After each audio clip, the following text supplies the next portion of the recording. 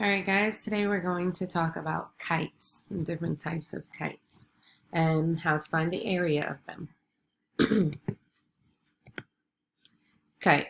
A kite is a flat shape with two pairs of equal length adjacent sides. So adjacent means next to. These two sides are next to each other. They are equal in length. And the same with these blue sides. They're adjacent next to each other and equal in length. Properties of a kite. They have two pairs of sides. So like we said, two pairs, one pair, two pairs. Each pair is two equal length sides that are adjacent, which we just went over. The angles are equal where the two pairs meet.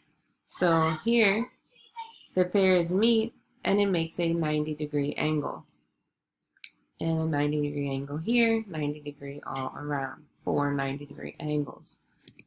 The diagonals, the dashed lines in the photos, these are called diagonals when you go from one corner or vertex to another. That is a diagonal. They cross at right angles, and one of the diagonals bisects the other.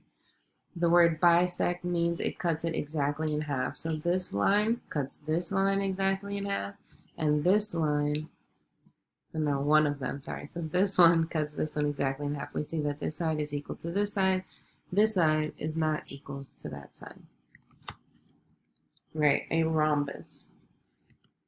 When all sides have equal length of a kite, it is also called a rhombus. So all sides are equal is still a kite. When all the angles are also 90 degrees, the kite is what we know as a square. So it kind of looks like a slanted square. A square is a kite, yes. So it doesn't always look like the kite that you see that you fly in the sky.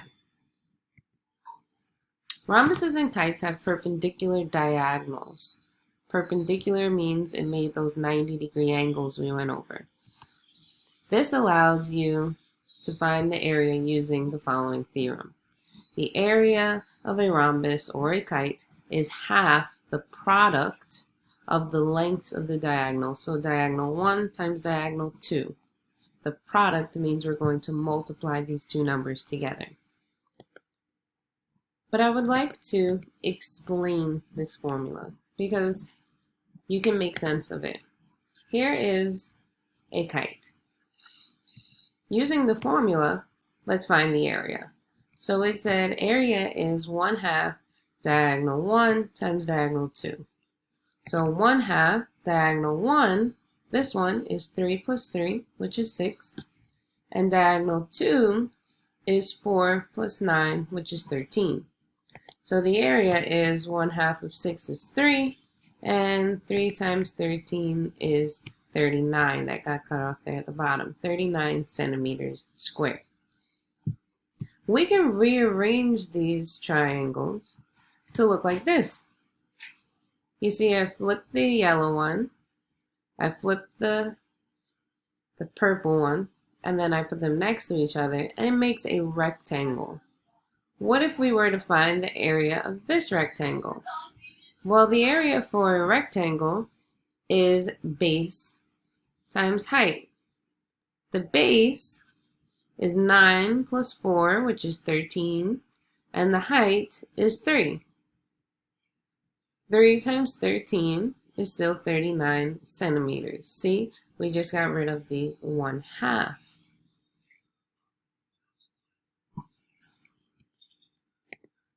Another method to find the area of a kite, you might notice that there are 4 triangles inside of the kite.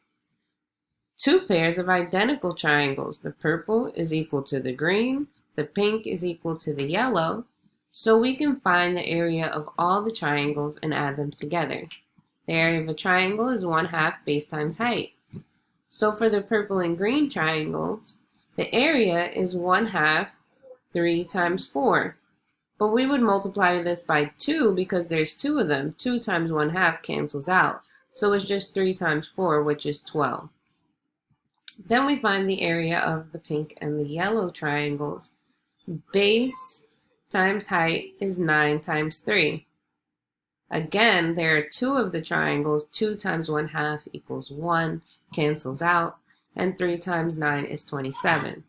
So the area equals, adding the two of them together, 12 plus 27 is 39 centimeters squared. And Sarah forgot her squared. Okay, example 2. Because the diagonals of a rhombus bisect each other, this is why they can help you to find the area. But you got to be careful. Sometimes they don't give you the diagonals. Find the area of the rhombus ABCD. Triangle BEC is a right triangle. Use a Pythagorean triple BE equals 9 since the diagonals of the rhombus bisect each other.